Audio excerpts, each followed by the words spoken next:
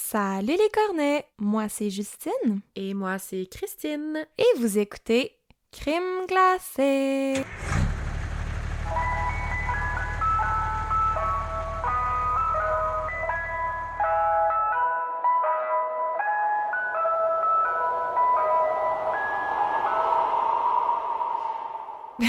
Salut les cornets! Allô tout le monde! Hey, Halloween s'en vient la gang! Oui! Bienvenue dans notre troisième épisode du Spooky Occultober. Oh oui! J'espère que vous allez bien, j'espère que vous êtes dans l'ambiance de l'Halloween, que vous écoutez des petits films d'horreur, que vous mangez bien du chocolat, des bonbons pis tout! Oui, j'espère que vous avez aimé mon petit post de films d'horreur, ou en tout cas de films Oui! pour nous mettre dans le mood d'Halloween. J'espère que vous en avez écouté. Si y en avait qui vous intéressaient, vous me direz. Puis aussi, je suis curieuse, là, c'est quoi vos déguisements d'Halloween? Dites-nous-le. Moi, je veux savoir en quoi C'est vous vous vrai! déguisez. Oui, puis est-ce que vous vous déguisez encore? Tu Ouais, sais? avez-vous des Est-ce que parties d'Halloween? l'Halloween existe encore, même si on vieillit et qu'on n'est peut-être plus nécessairement des enfants? Moi, en tout cas, j'ai pas l'intention d'arrêter tout de suite de me déguiser. Non, moi non plus. J'adore l'Halloween. J'adore me déguiser. J'adore les concepts, les thématiques. Là. Moi, j'embarque Mhm. toujours à fond. Fait que j'adore l'Halloween. Puis je veux toujours une raison de me déguiser. Puis, hey, by the way, le petit post que t'as fait justement avec les films d'horreur, là, moi, j'ai capoté, je les ai regardés, puis là, j'étais comme, lesquels que j'ai pas écoutés, que je mets dans ma liste. Puis ça m'a fait penser qu'il y a deux films qu'il y avait pas dans ton post, puis que j'ai pas vu non plus dans dans vos réponses de story, puis je voulais vous les partager. Ben vas-y, let's go. Première des choses, il y a Good Night Mommy. Ah, je Je connais pense même que pas. je pense que je t'en avais parlé un peu. Ah ouais? Mais ouais, c'est un film, il me semble, 2014. Ok. Ouh. Oui, c'est un film autrichien, tellement bon, là. C'est comme un film un peu suspense, horreur, puis tu comprends pas trop, là. Moi, j'avais dû, comme, je l'ai écouté plusieurs fois, puis j'avais dû, genre, faire des recherches après. Puis là, il y a du monde qui dit, tu sais, as-tu vu tel détail? Parce qu'il y a comme, des trucs cachés dans le film. Puis, Ouh. Ah, bref, j'aime ça. c'est insane, c'est vraiment un bon film. Fait que je vous conseille vraiment de l'écouter. Puis le deuxième, c'est The Eyes of My Mother, un film qui est sorti en 2013. Non, en 2016, excuse-moi. Puis c'est un film en noir et blanc, quasiment muet, là. Genre, il y a à peine de dialogue. Fait que Hmm. ça peut avoir l'air comme boring, mais c'est tellement bon. Puis genre, ça, ce qui fait que c'est fascinant, c'est que les images sont tellement belles, là. C'est genre des Je me le plans note. larges comme de la ville. Il faut vraiment que tu l'écoutes, puis je vous le conseille à tous, là, si vous êtes en mode spooky. Fait que bref, c'est mes deux films d'horreur, pas juste comme kitsch et épeurant, là. Genre vraiment bon, vraiment beau. Fait Ouais. que écoutez ça.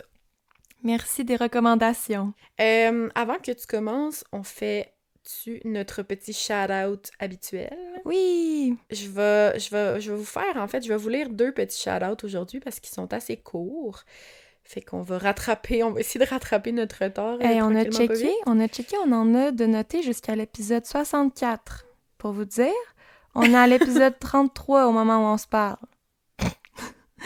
C'est ça. On est mieux de continuer Mais on pendant va longtemps. tous vous lire quand même. Genre, c'est cool que vous nous écrivez, que vous prenez le temps, tu sais, de nous écrire pour dire que vous voulez faire un petit coucou à ci Oui, pis ça. oui, on aime full ça. Fait qu'on va toutes les faire. Donc là, premier petit shout-out, c'est Xav qui fait un shout-out à son collègue Thibaut, qui lui aussi écoute notre podcast en travaillant. Donc je sais pas si les deux travaillent ensemble, mais salut les boys!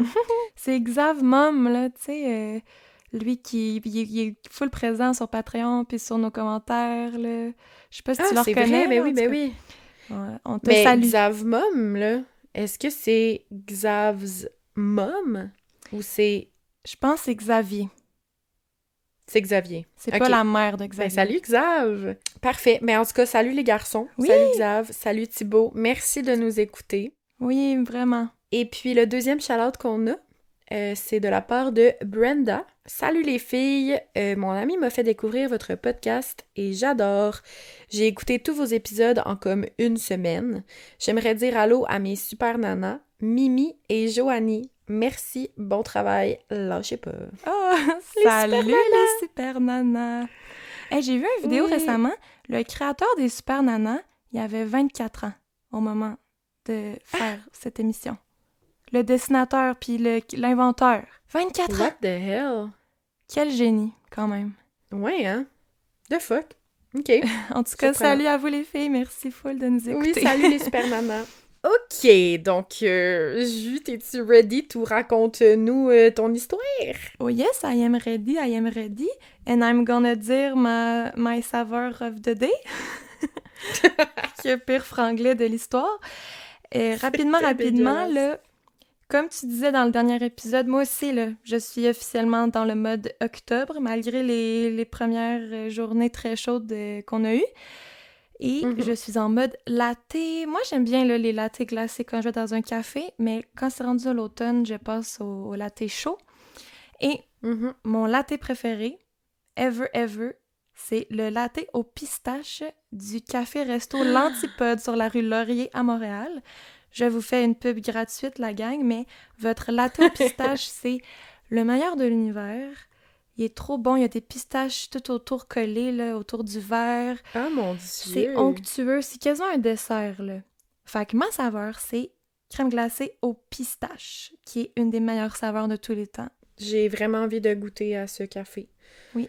C'est tellement bon de la crème glacée au pistache, ça n'a pas de bon sens. OK, je me lance dans mon histoire et je vous préviens, Cree, je te l'ai dit un peu, mais il y a des similitudes avec le cas de la semaine passée que Cree a fait là, sur Jeannette de Palma. J'ai voulu rester dans le thème occulte, puis comme vous savez, on se dit pas nos sujets avant d'enregistrer pour avoir nos réactions pures et spontanées, voilà. Donc, ce genre de choses peut arriver. C'est sûr que si je l'avais su avant, peut-être que j'aurais pas choisi cette histoire-là.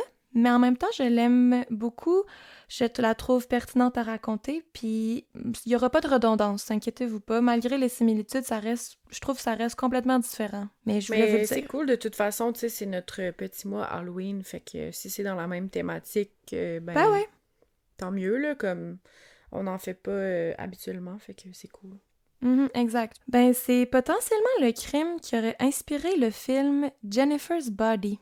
Le corps de Oh Jennifer. là! Je sais pas si t'as vu ce film. Ben oui. J'adore ce film, mais j'adore pas du tout l'histoire vraie derrière.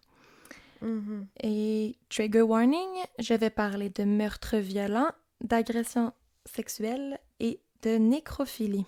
On est en 1995 à Arroyo Grande, en Californie. L'histoire commence par une belle et vibrante jeune fille qui s'appelle Elise Poller. Elle a les cheveux blonds, les yeux pâles, super belle jeune femme de 15 ans. Elle est née à Templeton le 24 avril 1980 de ses parents David et Lisanne. Puis au moment des faits, elle habite à Nipomo, en Californie toujours. Elise, là, c'est une adolescente curieuse. On dit qu'elle a l'œil pour la mode. Elle design puis elle coud ses propres vêtements. Là. Elle est vraiment une fille cool. C'est la plus vieille de 4 enfants. Ses frères et sœurs sont Jenny Lee, Ryan et Christina. Elise, c'est une membre active de son église. Elle adore ses amis, elle adore les arts, elle est très proche de sa famille. Elle aime aussi la poésie et Dieu. On dit aussi qu'elle est très talentueuse au tennis, puis d'autres sources disent au soccer. Mais bon, peut-être qu'elle est juste bonne dans les deux.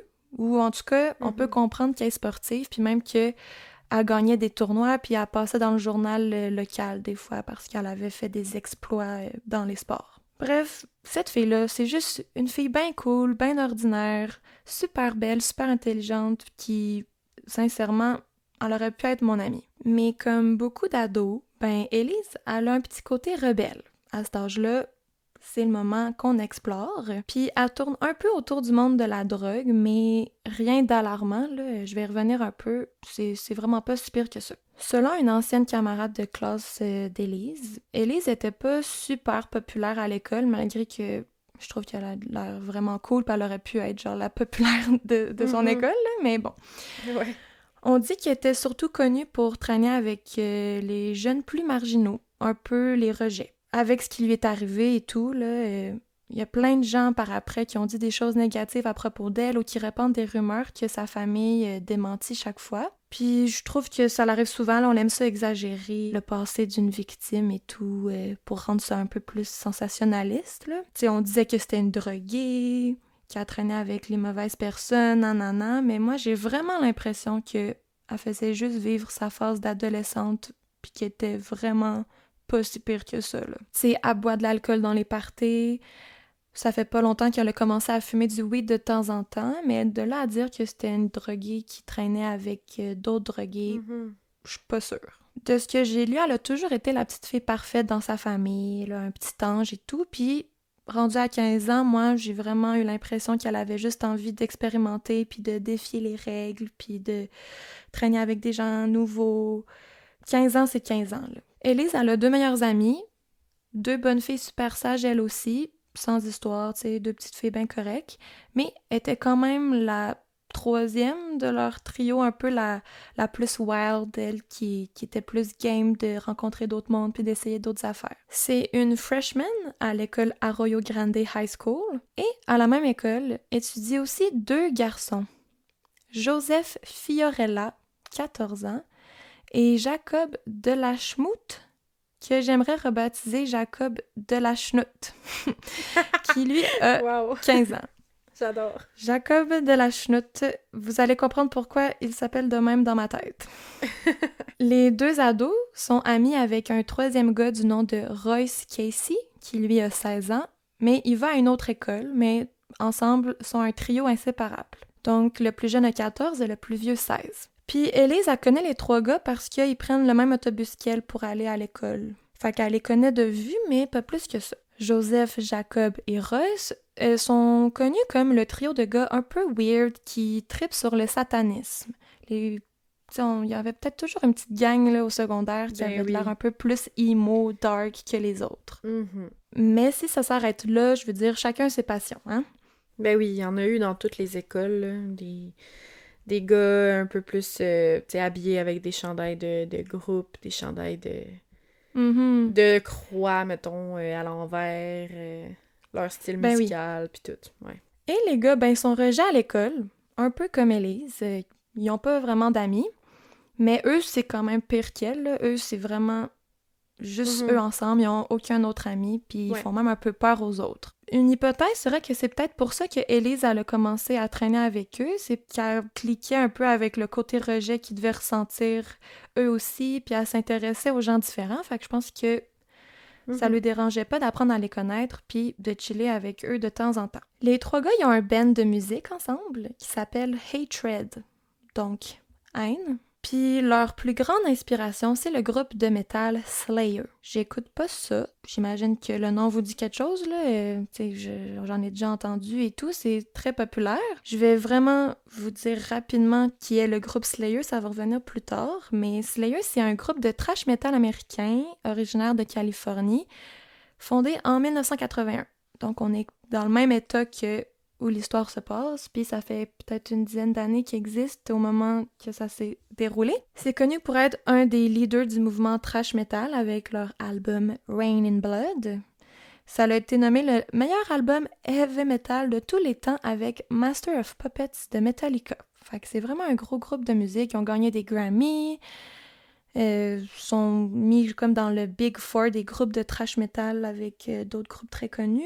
Tu sais, j'ai fait des recherches parce que je m'y connais pas, là. Des fois, il y a des sources qui disent que c'est un groupe de metal, d'autres de death metal, d'autres de thrash metal, puis je sais que pour ceux qui écoutent ça, là, ça doit être full clair les différences et tout. Je veux offusquer personne. Je sais que c'est des sous-genres différents, là, mais bref, on comprend. Soyez indulgents, on comprend ce que je veux dire, là. Je connais trop pas ça, moi non plus, fait que ça me dit rien, là, la différence entre les 3, mais ça se peut que ça scille à vos oreilles en ce moment, ce qu'on dit, là, mais... Mais vous comprenez, là, c'est un groupe de métal. Slayer sont connus pour leurs chansons puis leurs pochettes d'albums basées sur des sujets comme les tueurs en série, le satanisme, la religion, la guerre puis la politique. Et, comme j'ai dit, le trio d'aujourd'hui que je vous parle, ils trippent sur Slayer, mais à un autre niveau. Eux, ils considèrent qu'ils sont une secte sataniste qui vénère Slayer. C'est leur dieu, là. Ouais. là, c'est sataniste dans le sens extrême et très stéréotypé du terme. Parce que ça existe pour vrai, le satanisme. Puis pour vrai, c'est pas ce qu'on voit dans les films tant que ça. Ben oui. Eux sont super clichés, là, et leur version du satanisme, là, c'est clairement pas la vraie. C'est beaucoup plus complexe que juste dessiner des étoiles avec du faux sang. Eux, ils se sont commandé des cartes sur Internet pour genre une centaine de piastres dans le but de prouver leur allégeance au satanisme. OK. Genre des petites cartes Comme d'identité. des petites cartes Costco, là. Genre leur carte Costco de satanisme. OK. Tu sais, ils ont 14-16 ans. Si ça s'arrête là, je trouverais ça quasiment cute, tu sais. Mhm. Ils prennent les paroles des chansons de Slayer comme des directives, des modèles à suivre, des inspirations. Un peu comme des gens illuminés là, qui prennent des passages de la Bible pour du cash, puis tout ça, ben eux, c'est les paroles des tunes de Slayer. Je vais vous lire quelques paroles. Homicidal maniac, trapped in mortal solitude, lift the gleaming blade, slice her flesh to shreds, watch the blood flow free. Traduit, ça ressemble à meurtrier maniaque, enfermé dans la solitude mortelle, soulève la lame luisante, déchiquette sa chair, regarde le sang couler librement. C'est le genre de paroles avec quoi eux sont complètement virés sur le top. Puis en plus de triper sur le groupe Slayer à un niveau très inquiétant, ils sniffent de la colle puis consomment aussi des drogues comme la meth, la cocaïne et le LSD. Super. Tu sais, pour des ados de 14-16 ans, j'aurais cru qu'ils se limitent au intense, weed, là. là. Mais Non, c'est vraiment des intense. drogues dures pour leur âge, là. De la mettre. Juste en général, là, mais surtout pour leur âge, là, c'est intense. Mhm. Ça doit pas aider à les garder lucides. Non, c'est sûr que non. Le leader de leur trio, c'est le plus jeune des trois, Joseph Fiorella, qui a seulement 14 ans, je vous rappelle. Puis c'est lui qui est vraiment le plus obsédé par le satanisme. Il y a des livres sur le sujet et tout. Même si c'est lui le plus obsédé, les trois là, sont quand même très into it. Ils parlent de sacrifice tout le temps. Joseph, il lit des livres d'Aleister Crowley, qui est un auteur connu, qui est aussi un poète et occultiste. Puis, semble-t-il que Joseph, il pratique souvent un rituel mentionné dans un des livres d'Aleister, qui est de crucifier une grenouille sur une croix, de la cuire, puis de la manger. OK. Puis, semble-t-il qu'après avoir mangé la grenouille, t'es censé ressentir des effets spirituels puissants. Ben oui. Je sais pas si il le sentait pour vrai ou s'il avait juste un peu mal au ventre, I don't know. Mais au-delà de se montrer leur carte d'identité du Costco / de Satan puis de chasser les grenouilles, ben notre trio, ils ont envie de plus. C'est pas assez. Ils veulent le pouvoir du diable, du démon. Puis sacrifier des grenouilles, c'est pas suffisant. C'est Joseph, 14 ans, qui commence à parler de meurtre aux deux autres. Il est fasciné par la mort, puis il commence à leur dire que il a envie de tuer quelqu'un puis de sentir c'est quoi enlever la vie à quelqu'un. Il commande même un couteau de chasse sur Internet sur le site Maledicta, qui est vraiment un gros couteau, là.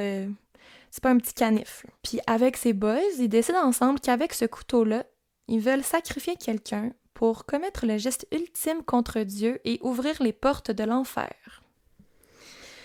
Hey, ça fait peur. Ouais, rien de moins. Et tout ce temps, je me dis, où sont les parents? Ouais, ben tu sais, des fois, je veux dire, les parents, ils peuvent pas tout savoir, là. Ça se fait Non. bien en cachette, puis... Non, puis j'y reviens, là, je vais en parler à la fin, là, mais c'est fou Comment que ça personne... a pu se rendre là, tu sais? Oui, puis qu'ils sont quand même trois, là. Il me semble que quand t'es trois, il y a une chance qu'un des trois, à un moment donné, prenne un pas de recul puis fasse genre « Wow! » Il me semble que c'est weird, mais non, les trois sont vraiment into it. S'engouffrent encore plus, là. Ouais, ça s'entraîne vers le bas, là, complètement. Dans leur tête, pour commettre le pire péché puis ouvrir les portes de l'enfer, il faut sacrifier une jeune fille, blonde aux yeux bleus et vierge, spécifiquement. Chaque jour, ils parlent de tuer une fille vierge. C'est comme un fantasme, une obsession là, qu'ils veulent rendre réel. Et tu devines où est-ce que je m'en vais avec ça? Bien sûr! Leur nouvelle amie Élise est la cible parfaite. Joseph, il la trouve vraiment belle. Il tripe sur Élise depuis qu'il l'a vue dans le bus la première fois, puis il se dit qu'elle va être leur billet pour l'enfer. Ok, mais il la trouve vraiment belle, il tripe dessus, puis il veut la tuer. Ouais, moi, je pense qu'il est trop gêné pour lui faire des avances, fait qu'il aime mieux la tuer. Ça t'aurait pas juste tenté de dire comme « Salut, tu veux-tu venir avec moi au parc? » Genre, je sais Non, pas. aucune logique. Aïe, C'est aïe. vraiment un loser de la pire espèce. Fait que les trois, ils commencent à espionner Elise pour savoir elle habite où, qu'est-ce qu'elle fait, c'est quoi sa routine, parce que ils viennent juste de commencer à être amis, là, ils se connaissent pas tant que ça. Fait qu'ils veulent l'amadouer puis se rapprocher d'elle pour gagner sa confiance. C'est fucking dégueulasse, là. Mais pour solidifier leur amitié, ils savent que Elise, elle aime le weed, mais qu'elle s'en trouve pas trop par elle-même. Fait que là, eux, ils lui proposent de fumer ensemble. Puis de devenir des amis poteux un peu. Elise est bien contente, elle s'en fout qu'ils soient un peu bizarres. Elle s'entend bien avec eux, ils ont l'air chill, puis ils lui donnent du pot et genre, yeah, why not? Puis elle leur fait confiance. Son père va dire plus tard que c'était sa plus grande qualité autant que son pire défaut de faire confiance aux gens facilement. Mhm. On arrive le 22 juillet 1995. Elise, elle passe la première partie de la journée avec sa tante Tina. Elle est chez elle, puis ensemble, ils font des patrons de vêtements pour les coudre ensuite. Genre, trop cool, là. Ouais.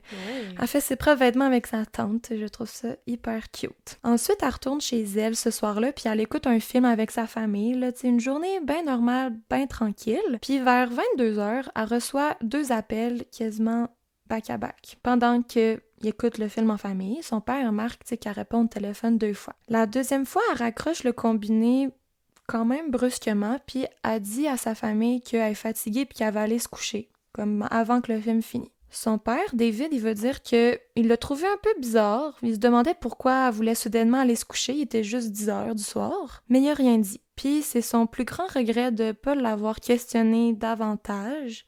Il se rappelle de l'avoir fixé dans les yeux, puis de savoir qu'elle cachait quelque chose, mais il lui a fait confiance puis il l'a laissé aller se coucher. Je trouve ça tellement triste, les parents qui ont comme un guilt, là, qui se sentent coupables quand c'est zéro de leur faute.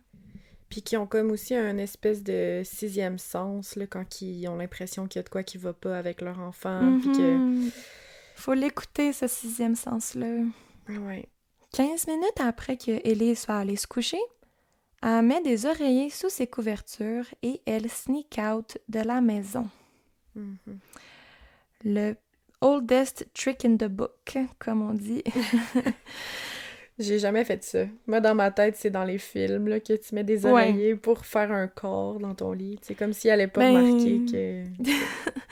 Ça montre aussi qu'elle a juste 15 ans, là. Peut-être qu'elle a vu ça dans un film aussi puis qu'elle a fait la même affaire, là. Mais malheureusement, on verra plus jamais Elise Parler en vie par la suite. Le lendemain, 23 juillet, aucune trace d'Elise. Ses parents, ils tombent sur son petit subterfuge en dessous des couvertures, puis là, ils comprennent tout de suite qu'il y a quelque chose qui va pas. C'est inquiétant et ils appellent immédiatement la police. Mais comme on entend trop souvent et comme ton dernier épisode, sa disparition est considérée par les autorités comme une fugue d'une ado en phase de rébellion. Ben, c'est sûr. Classique. La police leur dit qu'ils peuvent pas faire grand-chose pour eux, à la famille Parler. Puis je comprends pas pourquoi c'est toujours ça, là. C'est jamais genre, OK, oh, inquiétez-vous pas, là, on va la retrouver, OK, parfait, mais merci, donnez-moi toutes les infos. C'est jamais ça. C'est jamais ça. Puis la police considère pas qu'aucun effet personnel d'Elise est manquant. Elle a pas préparé un petit sac avec du linge pour partir fuguer quelques jours. Rien montre qu'elle a prévu partir volontairement. Mais c'est ça, c'est jamais... En tout cas... Mais non! Quelqu'un qui fugue, là, généralement, il part avec ses choses, puis... En tout cas... Ben oui, puis comme j'ai dit, même si elle a fugué, elle peut être en danger, faut la retrouver pareil, elle a juste 15 ans. Ben oui, c'est ça. Mais aussi, pour faire un peu l'avocat du diable, ça reste qu'Elise était réellement dans une phase un peu de rébellion. Elle expérimentait, elle était wild, fait qu'aux yeux de ses parents, c'était pas impossible qu'elle aille fuguer ou qu'elle aille découcher après être allée dans un party. C'était pas impossible à première vue. Mais la police veut pas du tout les aider, fait que c'est la famille qui doit faire les recherches par eux-mêmes. Ils vont voir les amis de leur fille, ils posent des questions, puis personne sait où. Personne n'a une explication à leur donner, fait que c'est super inquiétant, là, tu sais, s'il avait dit « Ah, ben oui, il y avait un party hier », mais non, il n'y a rien. La famille finit même par parler aux 3 garçons, aux 3 dupes, et les 3 disent qu'elle a sûrement fugué. Et là, pendant des mois, aucune nouvelle d'Élise. Ils pensent qu'elle s'est enfuie, puis là, leur seule explication, c'est qu'elle les a reniés, qu'elle est allée fuguer, puis sont vraiment attristés. Puis pendant des mois, la police fait rien. Ils font absolument rien, la police, fait que la famille, elle se démène du mieux qu'elle peut, fait qu'ils écoutent un peu les pistes du public, mais le public dit un peu n'importe quoi pour avoir l'air intéressant, fait que ça l'amène plein de fausses pistes puis plein de faux espoirs. Il y a plein de gens qui donnent leurs théories, là, ils disent qu'ils l'ont vu dans des villes voisines, fait que là, les parents stressés, ils vont jusqu'à la ville en question voir si elle est là, mais ils la trouvent pas, tu sais.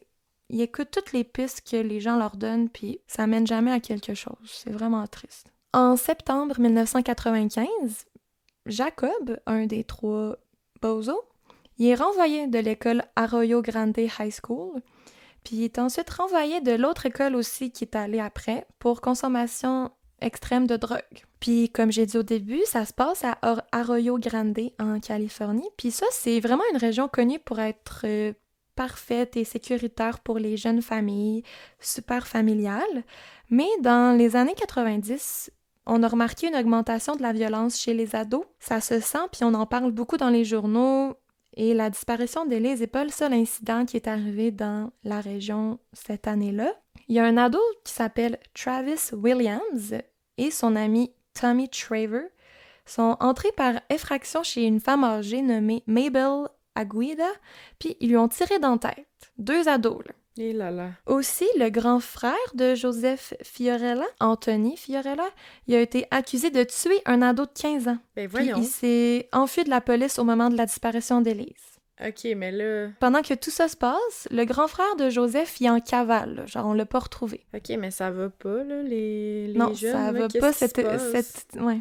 Cette année-là, je pense que c'est toute la même année ou presque, là, ça va vraiment pas. Puis il y a aussi 2 adolescents qui ont battu une femme avec une batte de baseball. Mais elle a heureusement survécu. C'est bien trash. Ça fait beaucoup de meurtres ou attaques commises par des ados comme dans un même laps de temps. Puis le shérif Ed Williams, il a statué que c'était une anomalie, c'est pas normal ce qui se passe. Mais ça fait juste inquiéter de plus en plus la famille Pollard. Là, il commence à se dire que c'est peut-être Ben pas oui. une fugue, là. Puis pourquoi la police pense pas à ça aussi, tu sais? Il Ouais. se passe tellement d'affaires dans les environs, les jeunes deviennent violents, il y a des meurtres entre eux, puis tout. Pourquoi ils pensent pas à ça? Genre que c'est la même chose qui est arrivée à Élise, genre, voyons. Je C'est sais. tellement logique, là. C'est frustrant. On a vraiment pas beaucoup d'informations sur l'enquête policière, là. Fait que ça, Mhm. pas mal sûr que ça veut dire qu'il y en a pas eu ben. Ouais. Mais je peux pas dire à quel point ils ont cherché. C'était difficile à trouver. Je sais pas si tu l'as dit au début de ton épisode, là, mais... Puis au pire, tu le couperas au montage, là, si tu voulais pas le révéler, là, mais est-ce que c'est une histoire résolue ou non? Oui, c'est résolu. Ok, ça me rassure. On peut... au moins, il y a ça. Ouais, c'est ça, c'est différent de la semaine passée, là. La famille Pollard, ils ont reçu à un moment donné un appel anonyme qui disait que Élise était toujours en vie puis qu'elle était dans un cirque au Colorado, mais qu'elle reviendrait pour Noël. Puis là, tristement, le 25 décembre 95, la famille Pollard se rassemble au ranch familial pour fêter Noël puis attendent désespérément un appel ou l'arrivée miraculeuse de leur fille. Mais c'était bien évidemment un canular. Puis j'en reviens pas, C'est là. Les gens chiant. qui font ça, là, ça l'arrive souvent, on entend souvent ça, puis je suis comme, ça va-tu? Genre, pourquoi tu fais ça? C'est déjà assez triste de même comme histoire. Pourquoi faut que t'en rajoutes? Genre, t'as pas rapport dans la situation, en tout cas. Bref, pendant 8 mois, aucune nouvelle. Aucune avancée, aucune piste, rien. Jusqu'au jour où, à la grande surprise de tous, Royce Casey, le plus vieux des 3 bozos, va voir la police. 8 mois après la disparition d'Élise. Puis, il confesse, straight up. Il dit « Élise Pollard est morte et je l'ai tuée avec mes amis Jacob de la Schmoute et Joseph Fiorella. Ah boy. Ça, c'est le plus vieux? » Parce que il s'est retourné vers la religion. Puis, il s'est soudainement senti immensément coupable de ce qu'il a fait à Élise. Fait qu'il a décidé d'aller confesser. Et ça, il dit que c'est la principale raison, mais moi, je pense que c'est ça la vraie raison, là. Il dit aussi qu'il pense que Joseph et Jacob veulent tuer à nouveau, puis que c'est lui le prochain. Oh mon Dieu. C'est tout le temps ça. Ouais. Des affaires de genre, ils se mettent à se stouler l'un et l'autre, avoir des... suppositions, des craintes, en tout cas. Parce que, tu sais, il est persuadé que Jacob et Joseph veulent encore tuer. Ils ont trop aimé ça la première fois, puis ils font juste penser à ça depuis. Puis là, Royce, il pense que ça va être lui leur deuxième victime parce qu'il est plus tant ami avec eux depuis quelques mois. Il s'est éloigné d'eux avec le temps, puis il pense qu'il va être le prochain à se faire sacrifier. Il dit qu'il a peur que les deux suivent les paroles de Slayer qui disent « If you're not with us, you may no longer exist ». Eh boy. Fait que, tu sais, la religion Ouais. puis qu'il se sent mal, là, moi, je pense que c'est plus parce qu'il a peur de se faire tuer. Non, ça a bien de l'allure. Et là, il veut raconter tout ce qui s'est passé à la pauvre Élise. Russ, il commence par avouer qu'avant de la tuer, les trois bozos y avaient essayé une première fois au début de l'été de 1995.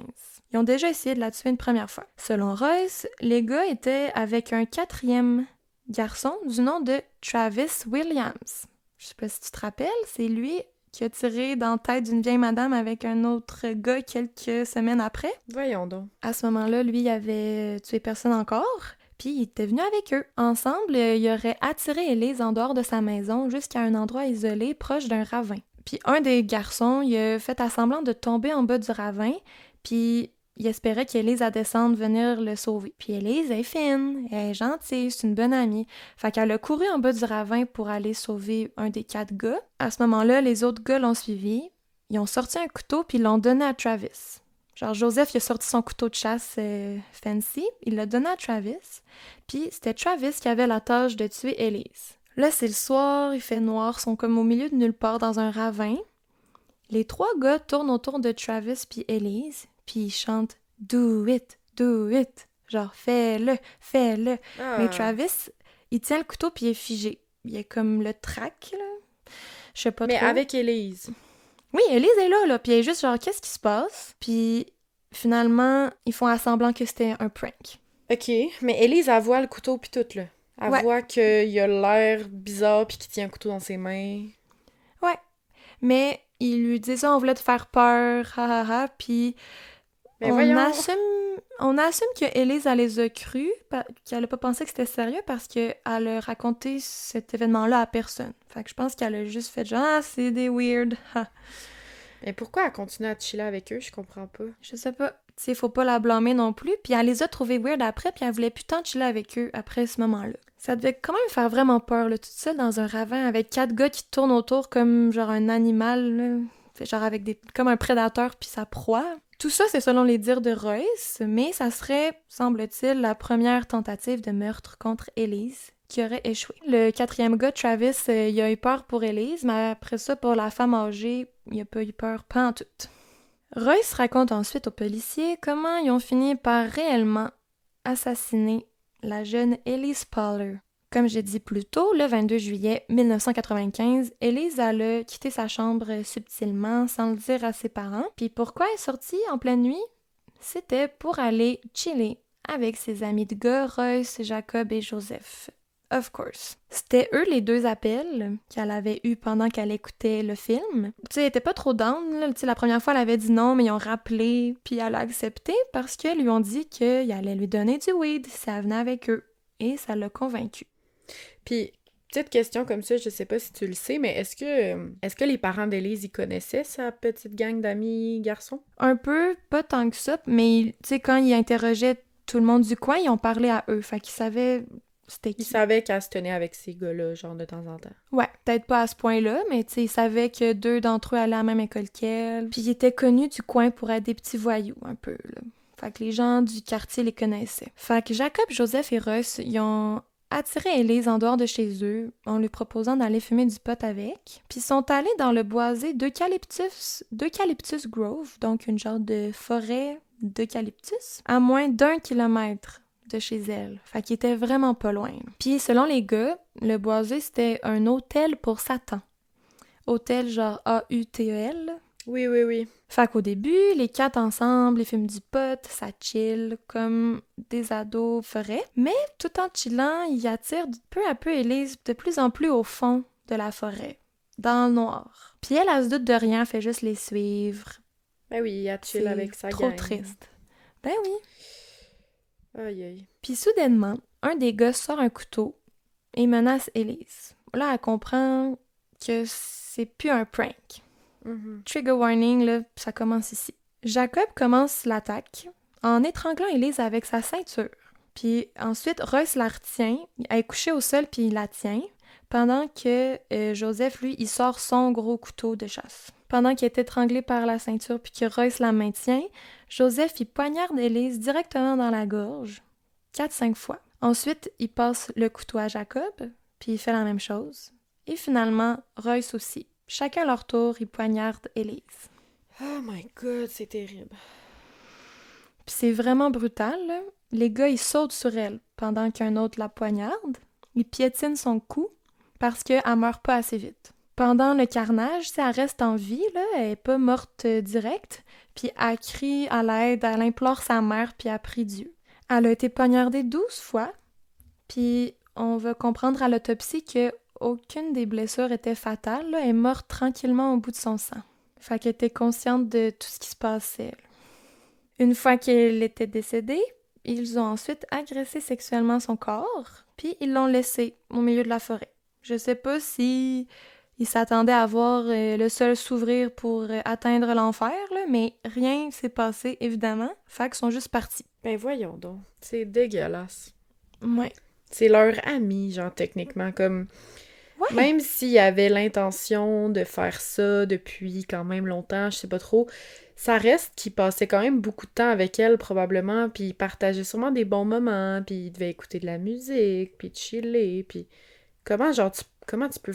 Ah, ça m'écoeure. J'en reviens pas comment ils ont pas conscience des êtres humains, là. C'est des égoïstes au plus haut point qui s'en foutent de la valeur de la vie de quelqu'un d'autre, qui se pensent au-dessus de tout le monde, qui se disent on peut faire ce qu'on veut, c'est notre ami, mais on s'en fout.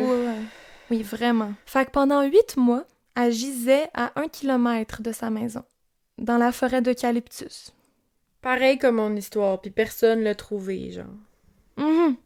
À 1 kilomètre. J'en reviens pas. Il y a des similitudes quand même avec ton histoire, c'est pour ça que je l'avais dit au début, là, oui. Mais c'est quand même différent. C'est parfait, aussi, là, ben oui.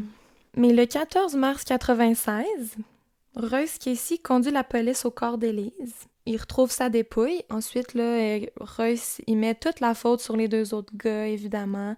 Il dit que c'était leur idée, puis que c'était eux qui avaient tout planifié. Lui, il a juste suivi. Mais bon, hein, on se doute bien que non. Le même jour, les 3 sont arrêtés et accusés de meurtre au premier degré. Ça prend 6 jours, mais le coroner identifie finalement le corps comme celui d'Élise grâce à son dossier dentaire, parce que même si on se doutait vraiment que c'était elle, fallait confirmer pour être sûr. S'il était vraiment décomposé, ça faisait 8 mois. Puis ses parents sont aussi venus identifier son corps parce qu'ils ont pu reconnaître que c'était leur fille avec un bracelet rouge qu'elle portait encore. C'était pendant l'été, hein? Ouais. Fait que c'est comme 8 mois à la chaleur de la Californie, là. Ça devait pas Vraiment.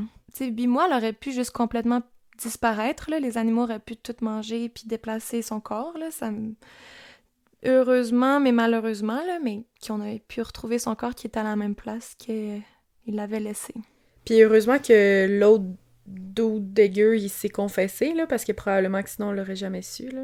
Exact. Quand c'est en équipe, là, souvent, là, on s'entend, il y a tout le temps quelqu'un qui finit par craquer, là. Exact. Il y a toujours un maillon faible.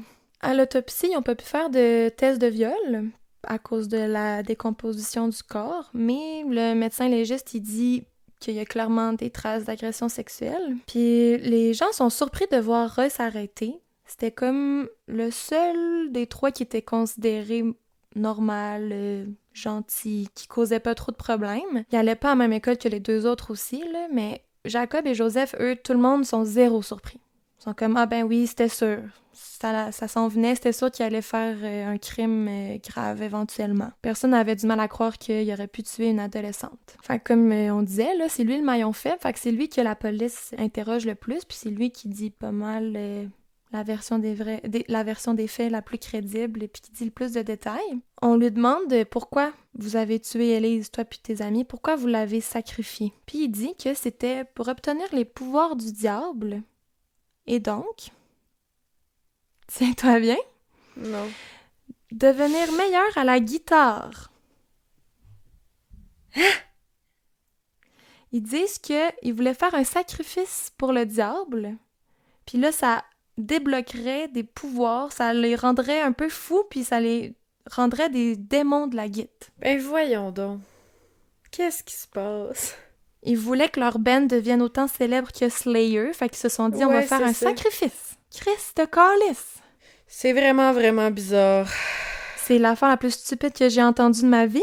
Oui. T'sais, on dirait que j'imagine, genre, débloquer le niveau extrême à Guitar Hero, genre, Guitar Hero, là. Comme, on dirait que, oh, on va tuer une fille, puis après ça, on va pouvoir être des dieux de la guitare. Genre, voyons, à quel point la valeur de la vie de votre ami vaut rien pour vous autres. Genre, prends des cours, là. Comme... Ben oui! C'est quoi le rapport? Ma prochaine phrase, c'est « Prends des leçons, écoute un tutoriel. Fais quelque chose de normal pour apprendre à être bon à la guitare. » là. En plus, c'est sûr que leur band, ils suck, là. Genre, ils disent qu'ils ont un band, mais c'est sûr qu'ils font juste jouer dans leur sous-sol avec leur mère qui leur donne des biscuits, genre en 2 tunes, là, puis que personne les écoute. C'est bon. Quand la nouvelle sort, il y a des amis, ou en tout cas, c'est pas des amis, là, des connaissances, des meurtriers qui disent que ils ont entendu les gars se vanter d'avoir tué Elise à l'école ou le soir, mais ils les croyaient pas, fait qu'ils ont rien dit. Moi, là, si j'entends quelqu'un dire « Ah ah ah, c'est moi qui ai tué la fille que tout le monde cherche depuis 8 mois », je vais pas prendre ça comme une joke, là. Je m'excuse, là. C'est pas matière à rigoler.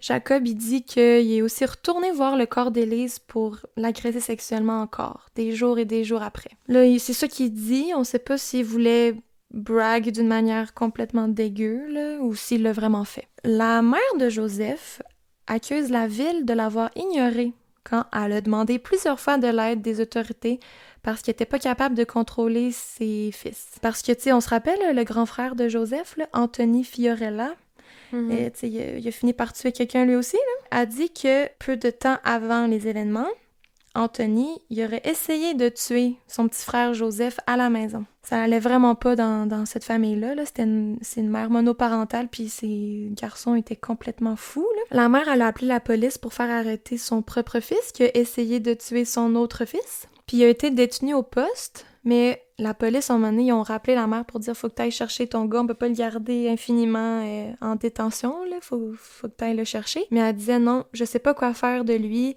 Je peux plus l'aider, je veux pas aller le rechercher. » Oh Seigneur. Elle a fini par pas avoir le choix, parce que la police le menaçait en disant « On va te poursuivre pour abandon d'enfant si tu viens pas chercher ton fils. » Ok, mais c'est terrible, en même temps. Genre, pauvre elle avait vraiment besoin d'aide, puis... Fait qu'elle a vécu ça, puis pas longtemps après, ses 2 fils commettent Ils ont tué du des monde, meurtres. Genre, terrible. Dès qu'il est sorti, Anthony a été référé au département de probation, mais comme tu viens de dire, ça l'a pas aidé du tout parce qu'il a fini par tuer un autre ado de 15 ans puis de prendre la fuite. Je sais pas ce qui se passait dans cette maison-là, là, mais ces 2 gars, c'est des assassins, là, à cette pauvre mère.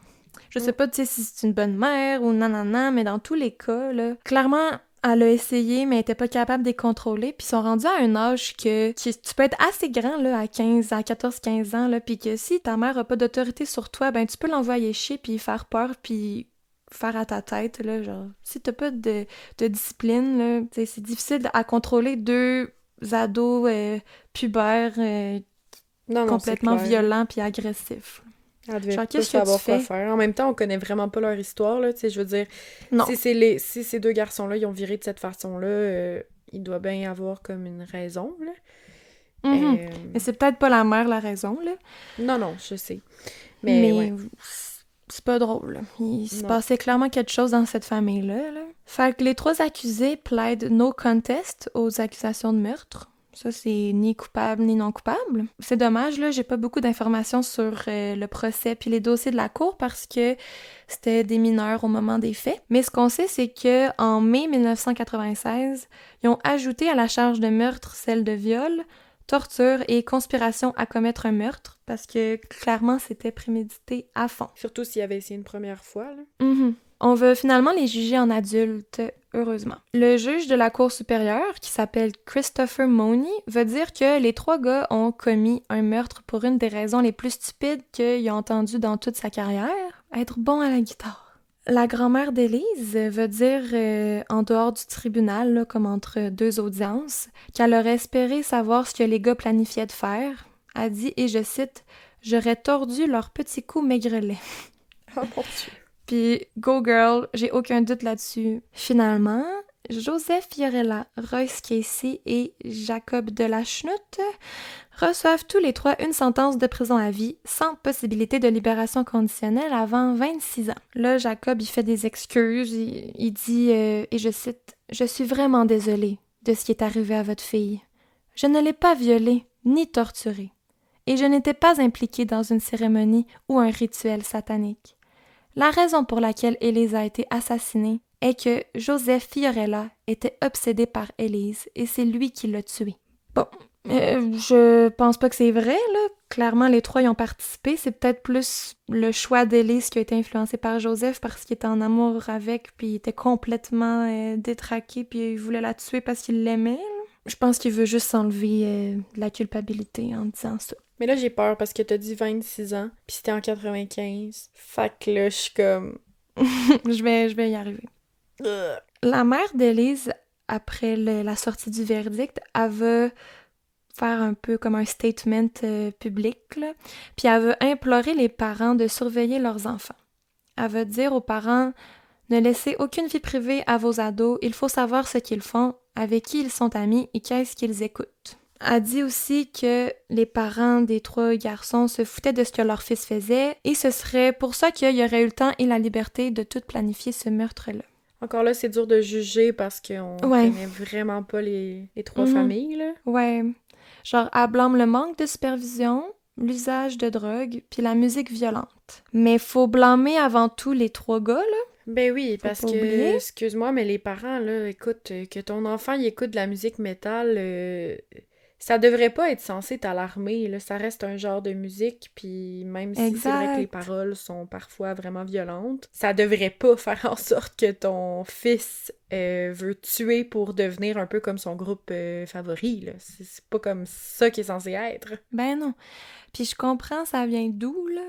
Mais donner aucune vie privée à ton ado, moi je trouve que c'est un couteau à double tranchant, là. Ça peut justement l'encourager à avoir des secrets, à se rebeller. Tu sais, ici, il n'y a aucune liberté, il va se sentir pogné, il va être malheureux, il va se refermer sur lui-même, puis il va avoir des secrets, il va faire des mauvais coups, puis ça va dégénérer. Je pense qu'il faut comme une balance, puis créer un environnement de confiance, là, puis que comme si l'enfant fait une gaffe, là, une mauvaise décision qui est pas tuer quelqu'un, là, ben il faut qu'il se sente à l'aise d'aller se confier à ses parents, puis d'apprendre de ses erreurs, puis c'est comme ça que tu crées un climat de confiance. Ben oui, parce que dans tous les cas, si t'essaies de priver ton enfant d'une vie privée, il va s'en trouver une pareille, là. Je veux dire, il va juste être Exact. encore meilleur pour le cacher, là. Mhm. Fait que c'est pas vraiment ça. Mais tu sais, en même temps, pour une mère qui vient de perdre sa fille, comme je peux comprendre de où ça vient ses propos, là. Tu sais, elle Ben oui, était en peine, là, en deuil et tout, là. Fait que... totalement, là. Puis c'est ça, après ce qui est arrivé, là, clairement, les parents, autant de Joseph, Jacob, Royce que Élise, ben, ils pensaient avoir cette balance-là, ce climat de confiance, c'est Mhm. leur laisser de la liberté, mais de quand même un peu savoir ce qu'ils font. Mais clairement, c'était pas assez. Puis ça l'a mal fini. C'est sûr, puis en plus, elle devait, veut pas, se sentir coupable elle-même. Fait qu'en disant ce genre de propos-là, mettons par rapport aux Hmm, parents des trois gars, c'était peut-être aussi parce que elle-même, elle sentait qu'elle avait pas, elle savait pas tout sur la vie de sa fille, elle aurait dû être plus ouais, méfiante du fait qu'elle avait c'était de la trois amis. projection. C'est ça. Fait que C'est ça sort vraiment de la sûrement de projection. là aussi. Mais bon, là, c'est très compréhensible que dorénavant, là, la mère d'Élise, là, elle prendra plus de chance, puis qu'elle va être mère poule à fond, puis on peut pas y en vouloir, là. C'est Ouais, puis je vraiment suis sûre triste. que ces autres enfants, dans un sens, ils vont comprendre, là, dans le sens que Mhm. puis ils Ben vont vouloir oui. la rassurer, puis pas finir comme leur sœur non plus, là. Fait que... Là, quand c'est sorti que les trois gars qui ont tué Élise, c'était pour faire un rituel satanique, ça l'a ravivé un peu la panique satanique qui était dans les années 70-80. Tu sais, ça commençait peut-être un peu à s'éteindre vers 90, mais là, dans toute la ville, toute la région, tout le monde est choqué. Tout le monde a peur que leurs enfants écoutent de la musique heavy metal, Puis, tu sais, ils ont peur qu'ils jouent à Donjon Dragon, puis toutes ces affaires-là. Puis les parents d'Elise, David et Lisanne, ils disent que les chansons de Slayer intitulées Post-Mortem et Dead Skin Mask ont donné aux tueurs des instructions détaillées pour espionner, violer, torturer et tuer leur fille. Ils ont même poursuivi le groupe en 1996. Le procès a été repoussé jusqu'en 2000, puis ils ont comme, tu sais, préparé un gros dossier, puis voici un extrait d'une chanson en particulier, là, qui disent que ça leur aurait contribué à la distribution de matériel obscène et illégal à des mineurs. Parce que eux, ils disent que autant les paroles concrètement sont horribles, puis c'est un peu des directives pour tuer quelqu'un, autant leur stratégie marketing est dirigée vers les jeunes aussi. Fait que ça leur fait une mauvaise influence. Donc, les paroles vont comme ceci. Erotic sensations tangle my spine, a dead body lying next to mine, smooth blue-black lips, I start salivating as we kiss, mine forever, this sweet death. Donc, des sensations érotiques me parcourent l'échine, un cadavre gît à côté du mien. Des lèvres lisses, bleues et noires, je commence à saliver pendant que nous nous embrassons. À moi pour toujours, c'est cette douce mort. Eh Seigneur. Genre, je trouve pas que c'est la faute de Slayer du tout, là, mais je trouve ça weird d'écouter ça, là. Personnellement, je m'excuse si vous aimez Slayer, là, mais peut-être que tu peux aimer ça sans lire les paroles, là, parce que t'aimes le beat pis t'aimes la guitare, là, mais c'est whack, là. Ça parle « J'aime embrasser une fille morte », là. Non, mais en même temps, tu sais, quand tu y penses, mettons, moi, je connais zéro ça, le heavy metal et tout, là, zéro, zéro, zéro. Ça me parle pas du tout. Mais par exemple, moi, au contraire, ce que j'aime, c'est les films d'horreur. Puis tu sais, comme les true crimes qu'on est en train de faire. Fait que écouter un film d'horreur passionnément, genre j'en écoute plusieurs par année, dès qu'il y en a un qui sort au cinéma, j'ai envie d'aller le voir, ben c'est des affaires un peu morbides comme ça, là, ça reste que c'est des films autour de tueurs, puis ça nous, techniquement, en regardant un film d'horreur, je serais capable de essayer d'imiter exactement tout ce que le tueur fait pour accomplir un meurtre. Ça veut pas dire que je vais le faire. Même chose comme pour la musique Slayer, c'est comme de Slayer, mettons, c'est comme un genre en soi. Puis oui, les paroles sont ultra violentes, mais c'est juste comme de l'audio au lieu du visuel. Mais techniquement, c'est comme un autre genre artistique. Clairement, ok, pour moi, je trouve ça too much. Je trouve ça pire des paroles comme ça que des images violentes à la télé. Mettons, je sais pas pourquoi. Mais ça devrait pas non plus inciter... c'est pas fait pour inciter des gens, là, autant que les films d'horreur sont pas faits pour inciter des gens non plus. Mais quand ça tombe dans les mains de quelqu'un qui a déjà des mauvaises intentions ou est facilement influençable, un jeune un peu brisé, je sais pas trop, ben of course que c'est peut-être pas la meilleure idée d'écouter ce genre de musique-là qui donne clairement des instructions sur comment faire un meurtre. Ouais. J'aime ta comparaison, j'aime ta comparaison avec le true crime puis les films d'horreur parce que c'est vrai que on aime un peu voir des choses tordues des fois puis d'entendre des choses tordues, mais ce que je trouve différent, c'est que ça se met dans la peau du méchant puis ça romantise un peu. Tu sais, si un film, exemple là, Dahmer, là, la série Jeffrey Dahmer, autant, tu sais, clairement il est méchant, là, Jeffrey Dahmer, là, c'est le tueur en série, c'est lui qui tuait tout le monde. Autant il y avait des moments dans la série que ça le glorifiait un peu, puis que ça l'a même créé une espèce de fantasme, là, le monde le trouvait beau, là, Evan Peters, l'acteur, tu sais, le monde le trouve chaud. Fait que, tu sais, ça l'avait quand même créé un peu de controverse. Ben là, je trouve que c'est un peu la même chose, c'est comme je suis excitée parce que j'étrangle une femme, mais je l'embrasse son corps bleu. Tu sais, c'est weird, là, tu sais, dans les films d'horreur, on aime ça parce qu'il y a quelqu'un qui s'enfuit, qui va survivre, on aime les décisions qu'ils prennent pour s'échapper d'un méchant ou d'attraper les fantômes, whatever. Le true crime, c'est qu'on aime l'enquête derrière, savoir un peu la psychologie derrière sans glorifier, mais là, je trouve ça vraiment bizarre. Ça me rend inconfortable, mais... Je comprends. Je suis loin de dire que c'est la faute de Slayer et tout le monde a le droit d'écouter ça s'ils veulent, là. C'est juste que j'explique pourquoi moi, j'aime pas ça, là.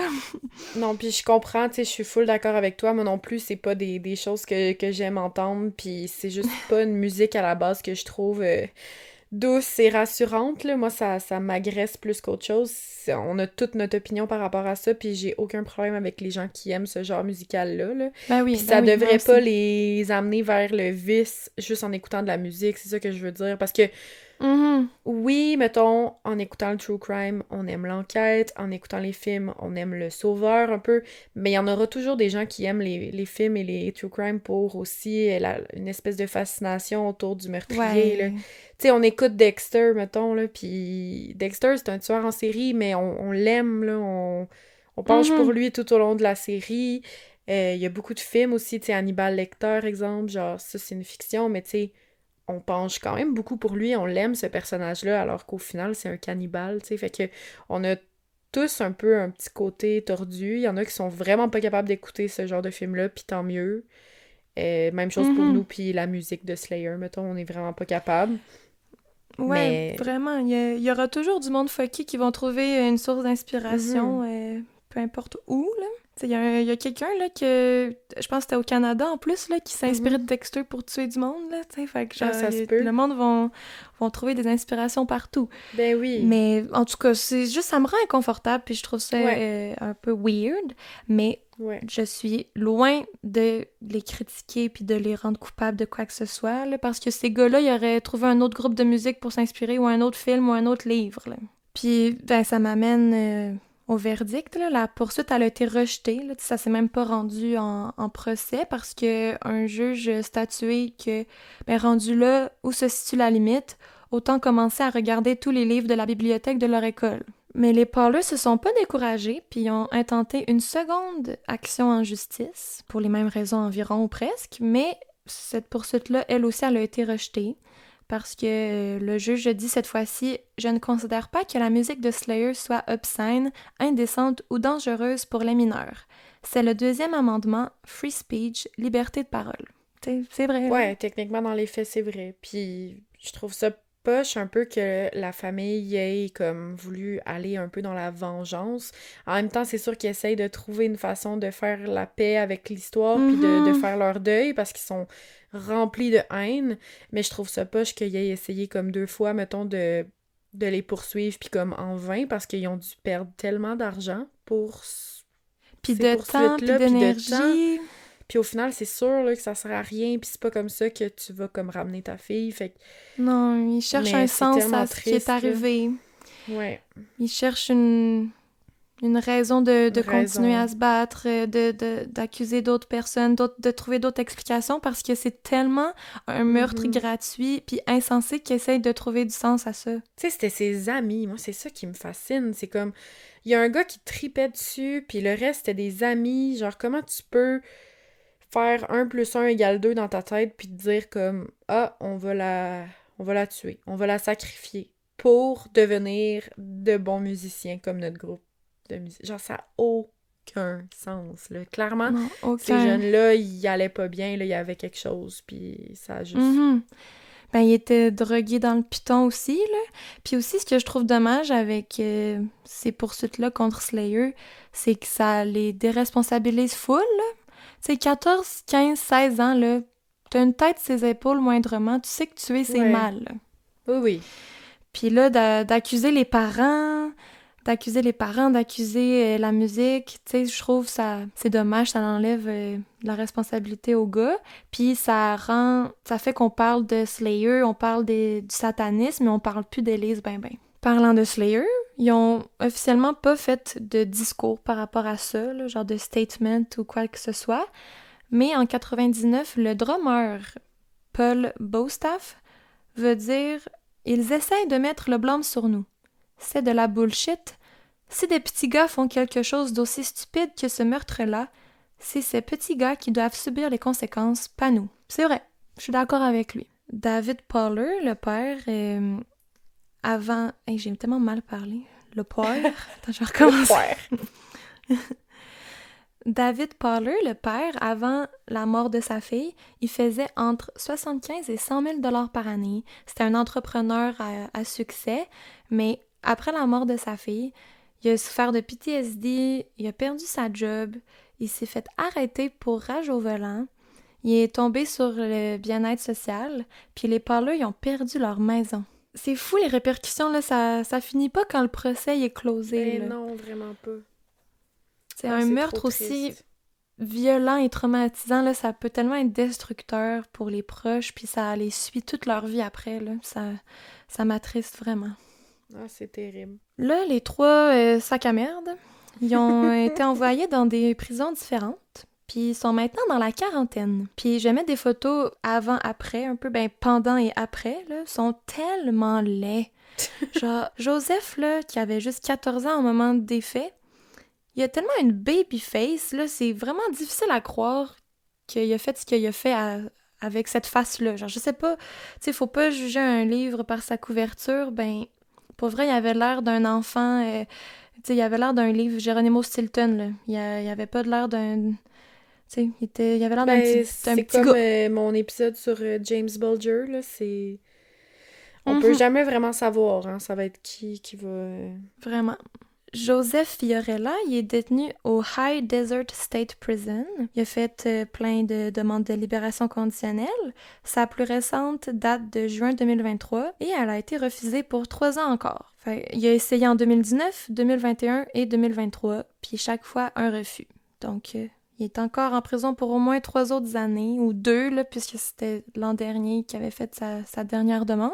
Pour Jacob de la Chenoute, euh, il est détenu au Correctional Training Facility. Lui aussi, il a fait plein de demandes de libération conditionnelle, chaque fois refusées, mais selon le site internet du California Department of Corrections and Rehabilitation, il y a une audience pour sa prochaine demande de libération conditionnelle en décembre 2024. OK. Fait que peut-être que ça va se changer cet hiver. Mais pour l'instant, il est encore en prison. Finalement, pour Royce Casey, lui, il est détenu au Valley State Prison. Il a essayé, je pense que c'était sa première demande ou sa deuxième, là, mais elle a été acceptée, sa demande de libération conditionnelle, en mars 2021. C'est lui qui avait parlé? Oui.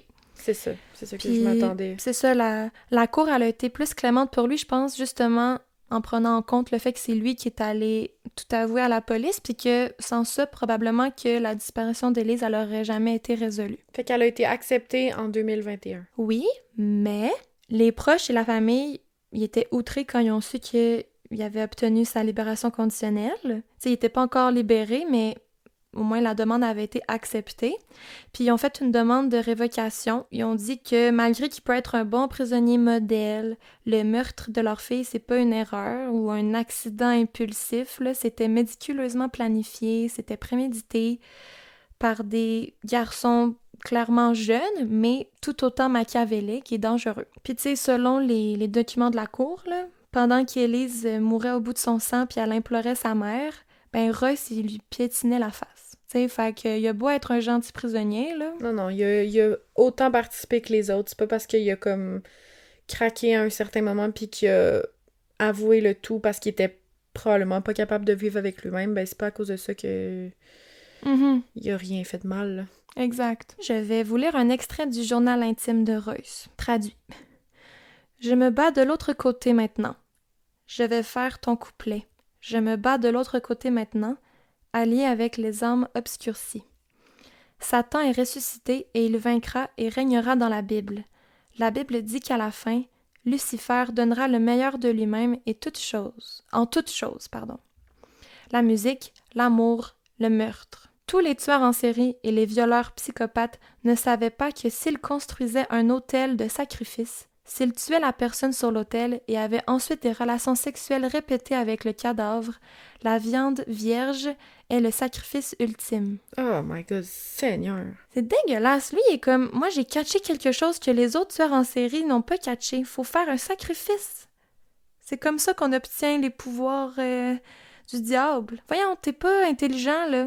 T'es pas meilleur que les autres tueurs en série parce que toi, c'était un sacrifice sur un autel. Ça m'écoeure. 2 ans plus tard, en octobre 2023, la pétition a fonctionné et Royce a vu sa libération conditionnelle se faire renverser par le Yeah. gouverneur Gavin Newsom. Wow, je suis un peu rassurée. Mhm. Et là, pour la suite des choses, c'est pas clair. Les Mhm. articles disent des choses différentes, mais de ce que j'ai compris, il est encore en prison. On dit que c'est cette histoire qui aurait inspiré le film Jennifer's Body. Et je sais pas si c'est officiel, là, mais je pense que oui. Mais je vois vraiment les ressemblances, là. Ben oui. C'est juste pour vous dire rapidement, c'est un film de la réalisatrice Karen Kusama que j'ai vraiment aimé, là. Je trouve que le film redonne un peu de pouvoir aux victimes, là, aux femmes, qui est comme, tu sais, la victime dans le film, elle devient un peu vengeresse, puis elle se vend des hommes qui l'ont sacrifiée. Puis c'est badass, ça reste léger. Puis c'est avec Megan Fox et Amanda Seyfried, là. C'est vraiment iconique comme film, je trouve. Puis c'est pas aller trop... C'est pas aller dans l'adaptation littérale, là. Tu sais, je pense pas que ça manque de respect à Élise du tout. C'est surtout le côté d'un band qui sacrifie quelqu'un qui a inspiré le film.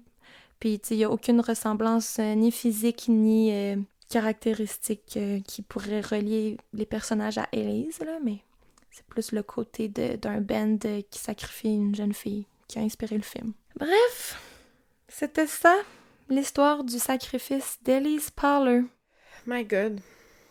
Ben, pour vrai, c'était... Même s'il y avait des similitudes, c'était pas du tout le même genre d'histoire quand même. Fait que je suis contente que après avoir écouté la mienne, t'as stick to it puis tu nous l'as raconté parce que c'était vraiment bien raconté. C'est vraiment frustrant comme histoire. C'est pas Jojo du tout, mais... Il n'y a pas de bonne raison pour tuer, là, mais elle est dans les pires raisons que j'ai entendues, là. Ça n'a pas de bon sens. Ça n'a aucun sens. On dirait que je serais curieuse de, comme, retourner creuser dans leur passé à ces trois jeunes-là pour essayer de comprendre qu'est-ce qui s'est passé dans leur enfance, quel genre de traumatisme ils ont vécu pour se rendre là. Genre, clairement, c'est pas juste le groupe de musique, là. Ça, c'est juste comme ce qui est apparu, puis, tu sais, ils se sont reconnus là-dedans, puis ça a dégénéré, mais clairement, ça date de plus longtemps que ça. Ils ont quelque chose... Il y a quelque chose qu'il y avait, là. Mais il n'y a pas grand-chose sur eux. Non, c'est un épisode un petit peu plus court, là, parce qu'il n'y a pas tant d'informations plus que ça. Alors, pas que j'espère, là, mais... Tu sais, qu'il y a une raison un peu qui aurait fait en sorte qu'ils sont devenus les ados fucking bizarres et cruels qu'ils sont devenus, puis qu'ils sont pas juste nés comme ça, parce que s'ils sont juste nés comme ça fait encore plus peur, là. Non, exact. C'est qu'il y a aucune explication, que c'est juste des psychopathes purs et durs, en tout cas. Ben, Crime, merci pour ton histoire, Jus. Puis j'espère que vous avez apprécié notre petit mois d'octobre spooky. Oui, ça conclut le Occultober. Ouais. Mais pour les cornets Patreon, ça se poursuit pour l'épisode bonus du mois, qui est un crime d'Hollywood, mais je reste aussi un peu dans la thématique occulte aussi. Fait que c'est pas terminé pour nos abonnés Patreon. Mais j'espère que vous avez aimé ça. Oui. La semaine prochaine, pour ceux qui sont pas sur Patreon, c'est notre semaine de pause. On se revoit dans 2 semaines. Puis, oubliez pas qu'on a un live le 30 octobre à 19h. Dernier rappel. Oui, dernier rappel. Ça serait cool de vous voir, quitte à ce que vous êtes en train de préparer des petits sacs de bonbons à la maison pendant que vous nous écoutez. oui! Puis sinon, dans 2 semaines, on se retrouve pour un épisode régulier. On va revenir un peu plus comme... tu sais, on va sortir de l'occulte, là. Puis si jamais des petites thématiques comme ça, de temps en temps, ça vous intéresse, n'hésitez pas à nous le faire savoir. Oui, parce que, tu sais, sans que ça soit en lien avec une saison, là, on pourrait, là, se donner un mois, on fait tel sujet ou telle thématique, là. Ouais, c'est une bonne idée. Ouais. Bonne idée, Chris. Dites-nous ce que vous en pensez. Fait que merci de nous avoir écoutés encore une fois cette semaine. Nos clics de download sur les plateformes ils augmentent, puis je trouve ça vraiment cool.